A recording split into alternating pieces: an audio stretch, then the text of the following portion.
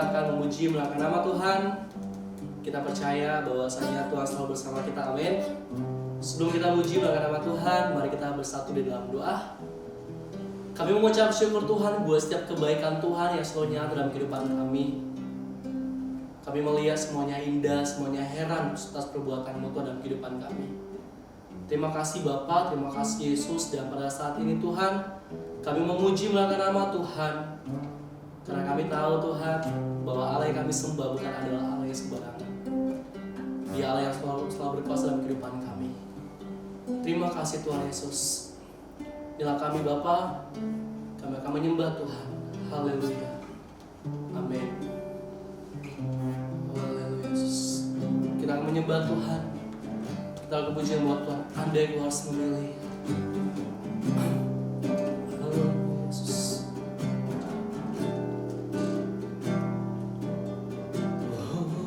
Haleluya Yesus.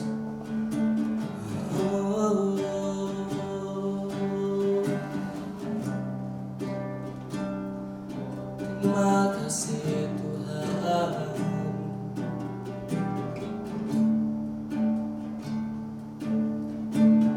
Kasih setiamu Tuhan lebih dari hidupku. Jalan-jalan-Mu ya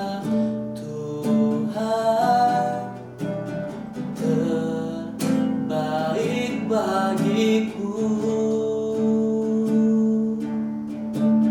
Dari semua yang Kau katakan, tiada dusta ku temui.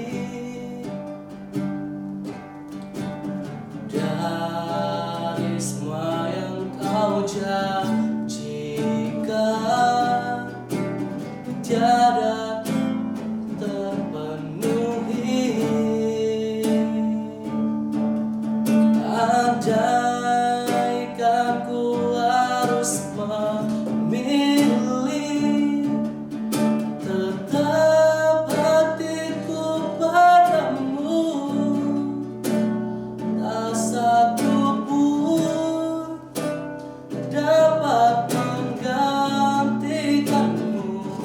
Hanya Kau yang berarti bagiku, lebih dari semua yang ada. Kaulah segalanya bagiku. Tak ingin ku berpaling darimu selamanya. Ku akan menyembah-Mu Tuhan. Katakan dari semua Yesus, amin. Dari semua yang Kau katakan, tiada dusta ku temui. Dari semua yang Kau janjikan, tiada yang tak terpenuhi. Andaikan ku harus memilih, tetap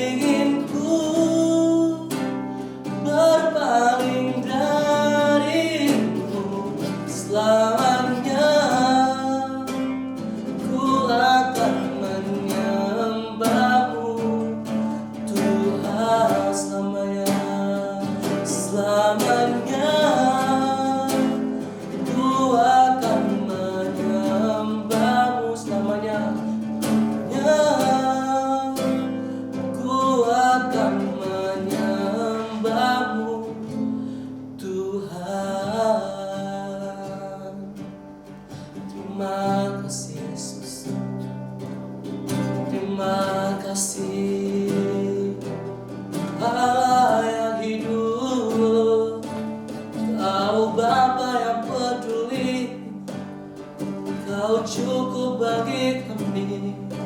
Terima kasih Tuhan, terima kasih Bapa, segalanya yang terbaik hanya buatmu Yesus.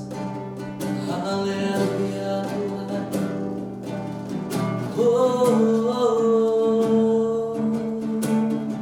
Semuanya yang baik Tuhan, semua yang heran. Andaikan kami harus memilih Tuhan, kami percaya tetap Tuhan yang selalu setia dalam kehidupan kami. Semua yang Kau katakan Tuhan, semua yang Kau janjikan, tidak ada dusta Tuhan, semuanya terpenuhi Bapa. Karena kami tahu Tuhan, bahwa Allah yang kami sembah bukan Allah yang sembarangan Tuhan, tapi Allah yang selalu mempenuhi kehidupan kami. Haleluya Yesus. Bila kami Tuhan, kami mau bersorak-sorak Tuhan lebih lagi. Haleluya. Amin. Beri kemuliaan bagi Tuhan dong. Haleluya. Kita akan bersorak-sorak muji nama Tuhan. Kalau pujian buat Tuhan, menaikkan syukurku.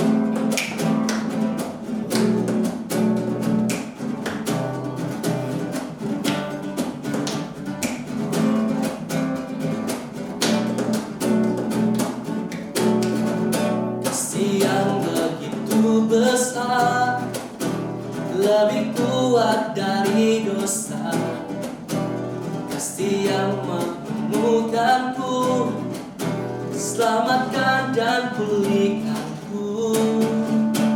Ku naikkan syukurku, ku tak akan berhenti memuji, meninggikan namamu selalu, benar memuliakanmu. Dibebaskan, dibangkitkan, hidup yang Kau beri dan kini hanya untukku. Here we go. Yes, puji Tuhan. Kasih yang begitu besar, lebih kuat dari dosa, kasih yang menemukanku, selamatkan dan pulihkanku. Ku naikkan syukurku, ku tak akan berhenti memuji, meninggikan namamu selalu, benar memuliakanmu. Dibebaskan, dibangkitkan, hidup yang Kau beri dan kini hanya untukmu. Ku berhenti memuji, meninggikan namamu selalu, benar memuliakanmu. Dibebaskan, dibangkitkan, hidup yang Kau beri dan kini hanya untukku. Hidup yang Kau beri dan kini hanya untukku. Hidup yang Kau beri dan kini hanya untukku. Haleluya. Yes. Terima kasih Tuhan, terima kasih Bapa. Kami naikkan syukur kami di hadapan Tuhan, karena kami tahu percaya Tuhan, bahwa Tuhan layak disembah Tuhan. Haleluya Yesus. Kita akan memuji nama Tuhan, kita akan mendengar firman Tuhan. Mari bersama doa siapkan hatimu. Kita masuk dalam kebenaran firman Tuhan. Haleluya. Jalanmu tak terselami dalam kehidupan kami Tuhan, tapi kami percaya Tuhan bahwa ada rencana yang indah dalam hidup kami. Oh haleluya Yesus.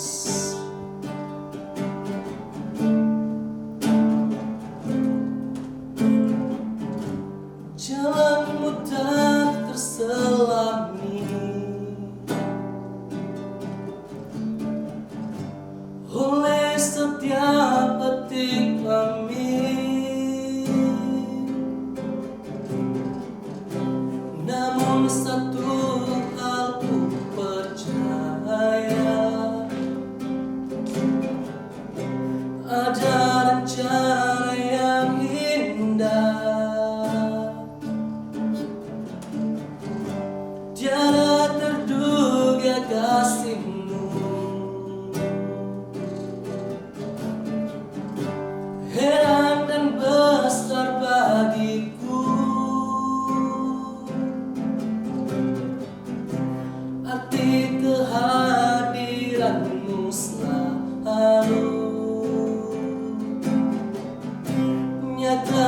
dalam hidupku. Penyertaanmu sempurna, rancanganmu penuh damai, aman dan sejahtera walau di tengah badai. Ingin ku selalu bersama, rasakan keindahan hati kehadiranmu Tuhan.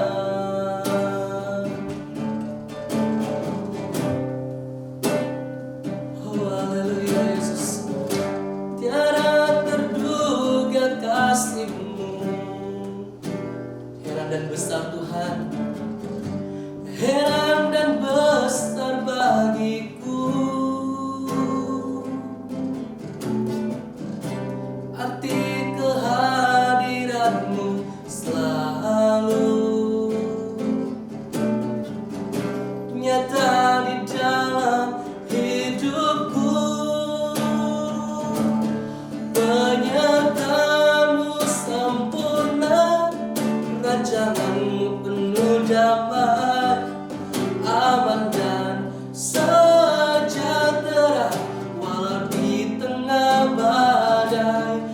Ingin ku selalu bersama, rasakan keindahan hati kehadiran-Mu Tuhan. Coba sekali katakan, penyertaan-Mu, penyertaan-Mu sempurna, rancangan-Mu penuh damai, aman dan sejahtera walau di tengah badai.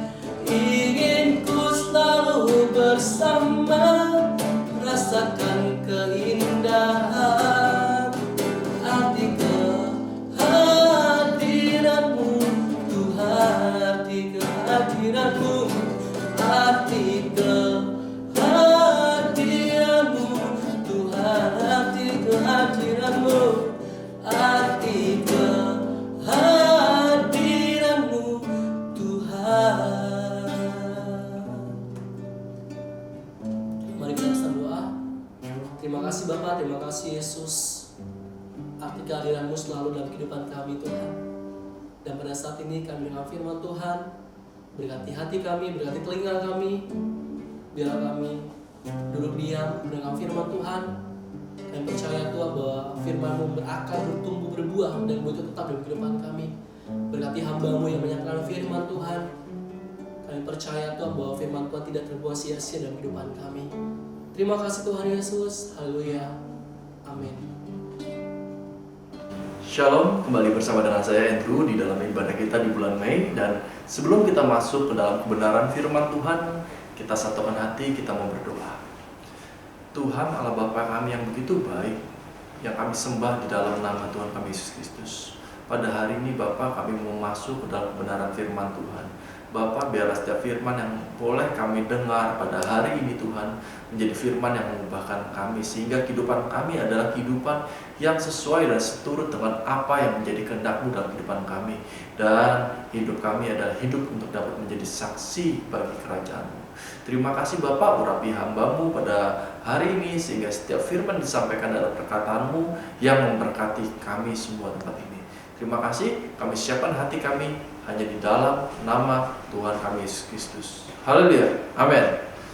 Ya, jemaat Tuhan yang dikasihi, saya bersyukur atas segala kasih kebaikan yang boleh Tuhan berikan. Kalau hari ini kita bisa bersama-sama, itu semua karena kebaikan dan kemurahan Tuhan.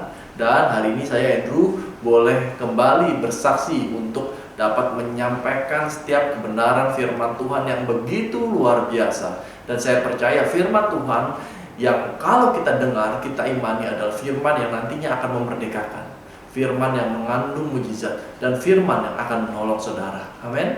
Ya, karena seperti apa yang disampaikan oleh Rasul Yohanes, pada mulanya adalah firman. Firman itu bersama-sama dengan Allah, dan firman itu adalah Allah sendiri. Dan hari ini kita akan belajar tentang tanah. Wow. Ya, hari ini saya mendapatkan tema tentang hasil tanah hidupku. Oh, mungkin sebagian dari teman-teman berpikir, Kak, apa maksudnya Kak? Kenapa kita bawa-bawa tanah gitu ya? Ya, karena berapa kali dalam perumpamaan di dalam Matius 4 ayat 1 sampai dengan 20, dalam Markus dan seterusnya, dikatakan bahwa hati manusia diumpamakan oleh Tuhan seperti tanah. Ya, dan di sana seringkali digambarkan, terutama dalam Matius 4 digambarkan bahwa hati manusia digolongkan menjadi 4 macam. Ya, seperti apa? Seperti dikatakan benih yang ditabur di tepi jalan. Ya, ditabur walaupun tepi jalan itu tanah ya, Pak, melayang benih itu. Tapi itu adanya di jalan juga. Terus yang kedua dikatakan benih yang ditabur di tanah yang berbatu. Tanah lagi. Yang ketiga dikatakan benih yang ditabur di tanah yang mengandung semak duri. Dan yang keempat dikatakan tanah yang subur. Nah, sebelum kita masuk lebih dalam lagi ya terkait dengan firman Tuhan yang mengumpamakan hati kita seperti tanah, kita akan baca firman-Nya terlebih dahulu. Dan firman-Nya pada hari ini diambil dari Ibrani 6 ayat yang ke-7 sampai dengan ke-8. Saya akan bacakan saudara, Ibrani 6 ayat ke-7 sampai ke-8. Firman Tuhan, sebab tanah yang menghisap air hujan yang sering turun ke atasnya dan yang menghasilkan tumbuh-tumbuhan yang berguna bagi mereka yang mengerjakannya, menerima berkat dari Allah. Tetapi jikalau tanah itu menghasilkan semak duri dan rumput duri, tidaklah ia berguna dan sudah dekat pada kutub yang berakhir dengan pembakaran. Nah, apa saudara yang didapatkan dari firman ini? Saya berpikir gitu pada saat saya baca firman ini, pada saat merenungkannya sebelum saya sampaikan kepada saudara. Ada ya tanah yang menghasilkan semak duri? Saya berpikir dalam gitu ya. Ada tanah kosong tidak, apakah dia tiba-tiba menghasilkan semak duri? Terus tiba-tiba keluar mungkin rumput-rumput liar yang berduri gitu ya. Terus rumputnya juga mengandung duri. Saya sempat berpikir itu. Sampai akhirnya saya mendapatkan satu konklusi bahwa bukan tanahnya yang salah, tapi pengelola tanahnya yang salah. Amin. Ya. Semua pada prinsipnya tanah-tanah dimanapun dia akan menumbuhkan apa yang ada dan jatuh di atasnya. Amin saudara. Ya. Pada prinsipnya semua tanah, baik itu tanah subur dan tidak subur, dia akan menumbuhkan apa bibit yang jatuh di atasnya. Dan ketika firman Tuhan dikatakan tanah yang menumbuhkan semak duri apa? Baru saya masuk ke dalam firman Tuhan di dalam Matius 4 tersebut. Di situ saya mulai menangkap kenapa Tuhan memberikan perumpamaan terkait dengan bibit. Dikatakan tanah yang jatuh di tepi jalan. Gitu. Jalan itu tanah juga, gitu. Cuma seringkali kalau saya di konstruksi saya tahu benar bahwa jalan itu adalah tanah yang dipadatkan, dikeraskan supaya apa? Supaya mudah dilewati. Jadi sebelum diaspal biasanya mereka pakai stamping namanya untuk mestem jalan itu baru dikasih aspal. Untuk apa? Mengeraskan. Supaya apa? Tidak mudah tidak mudah hancur, tidak mudah retak. Akibatnya apa? Kalau kendaraan-kendaraan besar lewat, tanah itu tidak mudah rusak. Nah, ada akibatnya? Nggak ada. Akibatnya adalah nggak semua bibit mampu menembus tanah yang dipadatkan. Akhirnya apa dikatakan? Tanah itu kalau ada bibit, dia nggak hilang, enggak, tapi burung matok makan bibit itu. Kenapa? Karena kita sama-sama tahu ya, burung itu bicara tentang burung itu biasa memakan terkait dengan biji-bijian. Dan burung dalam perumpamaan Matius 4 ayat 1 sampai 20 ini bicara tentang iblis yang mencuri firman itu. Nah, terus yang kedua, tanah yang berbatu. Tanah yang berbatu seperti apa? Dalam perumpamaan di dalam Matius 4 ayat 1 sampai 20 ini dikatakan ada batu-batuan, ada lapisan tanahnya, tapi tipis. Sehingga kalau bibit itu jatuh di atasnya, dia bertumbuh sebentar, tapi lama-lama mati. Kenapa? Karena dia tidak kuat dengan himpitan batu dan kekerasan yang ada di dalam tanah itu. Ya, paling gampang mungkin penggambarannya saudara pergi ke Gunung Kapur atau misalnya ke Gunung Ranjani, lihat sekalian gitu ya, yang isinya batu-batu. Nggak akan ada tanaman dan bertumbuh karena ada tanah di situ. Dan yang ketiga dikatakan semak berduri. Nah, ini yang dimaksud dalam Ibrani 6. Ya. Semak berduri. Jadi dikatakan kalau ada tanah yang mengandung semak berduri, bibit apapun tanamkan cenderung akan mati. Kenapa? Karena pertama nutrisinya direbut oleh semak-semak tersebut, dan ketika dia bertumbuh terhimpit oleh semak-semak tersebut. Dan terakhir tanah yang subur. Nah, lalu apa tanah dalam konteks konteks firman Tuhan, saudara. Tanah dalam konteks firman Tuhan adalah hati saudara dan saya. Amin. Hati saudara dan saya ketika kita mendengar kabar baik, ketika kita mendengar firman Tuhan, ketika kita belajar mengenai kebenaran firman Tuhan. Makanya saya senang sekali pada saat saya membaca Ibrani 6 ini, bunyinya yang dari yang pertama dikatakan meletakkan dasar pertobatan dari perbuatan sia-sia. Ketika kita bertobat, jangan sampai kita murtad lagi. Jadi kalau kita sudah bertobat, jangan kita meletakkan dasar pertobatan itu dengan segala perbuatan yang sia-sia dan tidak berkenan. Inilah tanah hati kita, yaitu ketika kita bicara, kita mau merespon firman yang Tuhan berikan. Mungkin melalui video hari ini, mungkin waktu saudara beribadah di gereja, atau mungkin pada saat saudara mendengar nasihat dari orang tua saudara yang merupakan firman Tuhan. Dan respon hati saudara akan menentukan seberapa berdampak firman tersebut dalam kehidupan saudara. Amin. Ya, memang gak mudah mengalami namanya perjumpaan dengan Tuhan kalau kita tidak mendasari perjumpaan tersebut dengan iman. Dan saya senang sekali jika dalam Matius 4 ayat 1-20 ini dikatakan siapa yang memiliki telinga hendaklah ia mendengar.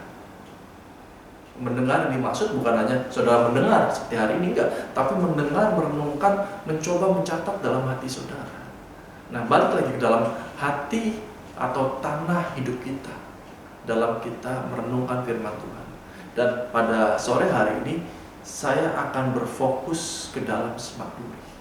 Baik, dikatakan tanah yang menumbuhkan semak duri. Dari awal saya sudah katakan nggak ada tanah yang menumbuhkan semak duri. Enggak, semak duri berasal dari namanya bibit-bibit yang pernah jatuh, dan itu pasti bibit semak duri. Jadi kenapa bisa tumbuh? Karena pada dasarnya tidak ada orang yang merawat tanah tersebut. Kalau ada orang yang merawat, dia akan mencabut semak duri tersebut dan membuangnya. Kita belajar apa semak duri dalam kehidupan kita. Kita buka di dalam Markus 4 ayat 19. Firman Tuhan berkata, lalu kekhawatiran dunia ini dan tipu daya kekayaan dan keinginan-keinginan akan hal yang lain masuklah menghimpit firman itu sehingga tidak berbuah. Ya, semak duri adalah influence yang diberikan oleh dunia pada hidup kita. Seperti apa? Pergaulan saudara, tontonan saudara, bacaan saudara, itulah yang menentukan cara saudara berpikir. Kalau itu jauh lebih banyak masuk ke dalam pikiran saudara, itu akan menghimpit firman, membuat firman seperti tidak ada. Kenapa? Karena logis saudara bicara tentang, oh enggak, dunia seperti ini, dunia seperti itu, teman saya seperti ini, kesaksian teman saya seperti itu. Akhirnya firman itu mati. Itu bicara tentang influence atau pengaruh. Yang kedua, bisa juga tidak hanya sampai di pengaruh, ya, tetapi jauh lebih dalam lagi, itu bicara kekhawatiran. Oh, kekhawatiran maksudnya gimana? Kekhawatiran ketika saudara melihat dunia teman saudara sudah punya A, teman saudara punya B, gaji teman saudara lebih tinggi, atau uang jajan teman saudara lebih rendah, saudara mulai khawatir dengan apa yang saudara miliki. Saudara tidak lagi berharap berpegang kepada janji firman Tuhan, sehingga seringkali kita melihat bahwa firman itu udahlah, yang penting hari ini hidup saya, dompet saya. Oh, berdampak nggak saudara? Ya, seringkali kita khawatir tentang hal tersebut. Itu bukan hal yang mudah. Makanya firman selalu bertentangan dengan apa yang dilihat mata. Firman itu bicara tentang janji-janji Tuhan. Sedangkan apa yang kita lihat dengan mata adalah realita kehidupan. Kalau iman kita tidak cukup kuat, kita tidak akan bisa men-drag down janji Tuhan atau menarik janji Tuhan, menarik turun janji Tuhan dalam kehidupan kita untuk kita jadikan janji sebagai petunjuk arah dalam kehidupan. Dan orang yang mengerti firman Tuhan berpegang teguh pada firman Tuhan, dia mengerti dan paham bahwasanya ketika dia melihat Tuhan, mengikut Tuhan, satu hal yang dia percaya dan imani adalah carilah dulu kerajaan Allah dan segala kebenarannya, semuanya ditambahkan. Dia bicara tentang pemeliharaan Tuhan. Amin saudara.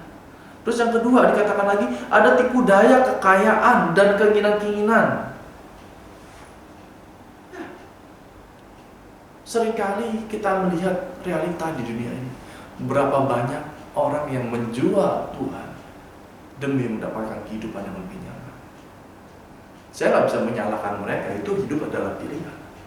Tapi seringkali hal sebagaimana tersebut yang membuat kita tidak mau berpegang kepada janji Tuhan. Seringkali kita berpikir, wah kita hidup untuk hari ini kok, ngapain saya berpikir tentang besok, berpikir tentang kita mati, udahlah itu urusan orang tua aja. Mungkin banyak dari kita berpikir begitu. Benar saudara? Dan oleh karenanya saudara yang dikasihi Tuhan, pada hari ini kita mau merubah paradigma kita. Bicara tentang tanah yang penuh dengan semak duri, itu bicara tentang hati kita. Dan manusia hidup berdasarkan respon, berdasarkan pilihan. Di mana kita mau memilih? Apakah kita mau membiarkan hati kita dengan memberikan masukan-masukan yang datang dari kanan kiri, atau mempersiapkan setiap pagi kita persiapkan lutut kita, mungkin yang berdoanya berlutut, memegang kitab suci dan baca firman Tuhan dan menjadikan firman Tuhan itu sebagai pegangan pada hari itu. Dan respon kita yang dapat menentukan seberapa subur firman yang ditabur dalam hati kita. Dan terakhir saya tutup dengan Markus 4 ayat 20. Dan akhirnya yang ditaburkan di tanah yang baik ialah orang yang mendengar dan menyambut firman itu lalu berbuah. Apa? Ada yang 30 kali lipat, ada yang 60 kali lipat, dan ada yang 100 kali lipat. Haleluya. Di situ kita bisa melihat bahwa ketika kita mendengar firman Tuhan, dengan apa kita tidak mengkorupsi hati kita dengan apa yang menjadi keinginan dunia, apa yang menjadi kekayaan, apa yang menjadi kekhawatiran. Tapi kita percaya bahwa Allah sanggup menyediakan segala sesuatunya, sehingga kita bisa menyerahkan hidup kita seutuhnya ke dalam tangan Tuhan.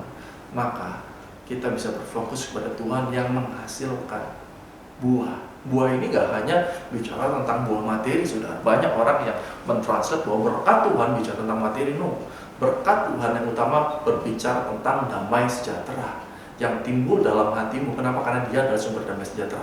Makanya orang yang taat mengikut Tuhan, salah satunya adalah masalahnya tidak hilang, tapi cara dia melihat masalah itu berbeda. Kenapa? Karena dia berpegang kepada setiap janji-janji Tuhan yang sempurna. Dan pada hari ini saya kembali mengundang saudara untuk boleh masuk ke dalam kebenaran firman Tuhan lebih jauh lagi, untuk bisa membersihkan hati dan pikiran kita supaya semakin lurus, kudus, dan berkenan kepada Allah. Gak mudah, saya sebagai manusia pun mengalami perjuangan yang hari lepas hari harus saya lakukan. Tapi satu hal yang saya percaya bahwa janji firman Tuhan itu iya dan amin, dan janji firman Tuhan itu adalah firman yang mampu mengubahkan hidup saudara, yang melebihi segala akal. Ya seperti itulah rancangan manusia dengan rancangan Tuhan. Oleh karenanya pada hari ini kita mau percayakan hidup kita sepenuhnya dalam tangan Tuhan, dan kita mau berpegang kepada firman Tuhan. Baik, saya tutup. Mari saya undang saudara untuk boleh tundukkan kepala, kita mau berdoa. Tuhan yang baik, Bapa yang kami kenal, di dalam nama Tuhan Yesus Kristus, kami percaya Tuhan bahwa kami hari ini telah belajar Tuhan bagaimana caranya kami mengelola hati kami, supaya hati kami bisa menjadi tanah yang subur, sehingga setiap firman yang tertabur dalam hati kami bertumbuh dan berbuah lebat, sehingga kehidupan kami boleh disaksikan oleh banyak orang bahwa Allah yang bekerja dalam kehidupan kami dan mengubahkan kehidupan kami. Dan kami percaya Tuhan, dalam kehidupan kami Tuhan jauh lebih besar dan mengasihi kami dibandingkan apa yang pernah kami bayangkan.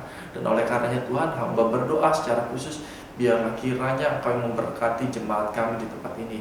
Engkau berkati studi mereka, Engkau berkati pergaulan mereka, Engkau berkati keluarga mereka, dan dimanapun mereka berada, Tuhan Yesus yang menyertai. Terima kasih Tuhan yang baik, terima kasih Roh Kudus. Dan pada akhirnya Tuhan, pada hari ini kami angkat kedua tangan kami di hadapan Tuhan, dan kami minta berkat yang datang daripada Allah Bapa, kasih karunia pada Tuhan kita Yesus Kristus, persekutuan dengan Roh-Nya Kudus, itulah yang menyertai, membimbing, dan memberkati kami dari hari ini sampai Tuhan datang kali yang kedua. Kita yang percaya katakan amin. Tuhan Yesus memberkati.